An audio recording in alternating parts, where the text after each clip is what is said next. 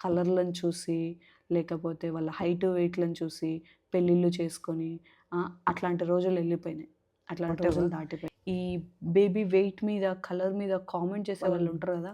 వీలైనంత దూరంగా పెట్టండి. మీ పిల్లల గ్రోత్ మంచిగుండాలి, మీ పిల్లల మెంటల్ స్టేటస్ మంచిగుండాలంటే అలాంటి రిలేటివ్స్‌ని వీలైనంత దూరం పెట్టండి. వాళ్ళ నాన్న కలర్ వచ్చుంటే, అమ్మ కలర్ వచ్చుంటే బావుండేది. ఇంకేమనంటే వెయిట్ ఎప్పుడు బక్కగానే ఉంటాడు. "ఏం పిల్ల పెడుతున్నావా లేదా?" నువ్వు పెట్టొచ్చి." మేము పెట్టట్లేదు. మాకు చేత కావట్లేదు. నువ్వు పెట్టొచ్చి. మైండ్ అంతా గేమ్స్ మీద ఉంటది. సాలిడ్స్ అవాయిడ్ చేస్తారు. వాళ్ళు బక్కగా అయితారు. That's very common in growth. దాన్ని జడ్జ్ చేయాల్సిన అవసరం లేదు. కలర్‌లు అంటావా? మన 6 మంత్స్, 7 మంత్స్ దాటేదాకా పిల్లలు పుట్టిన తర్వాత వాళ్ళ కలర్ అనేది చేంజ్ అయితేనే ఉంటది. కొంచెం తెల్లగుంటే ఏంలే పెళ్లి చూపులప్పుడు.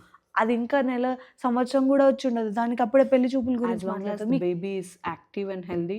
You don't bother about the weight and colour అంటావా? Talent important. వాళ్ళకున్న నాలెడ్జ్ ఇంపార్టెంట్. వాళ్ళెంత హ్యాపీగా, ఎంత సక్సెస్‌ఫుల్‌గా, ఎంత హెల్తీగా ఉంటే వాళ్ళ లైఫ్ అంత మంచిగుంటది.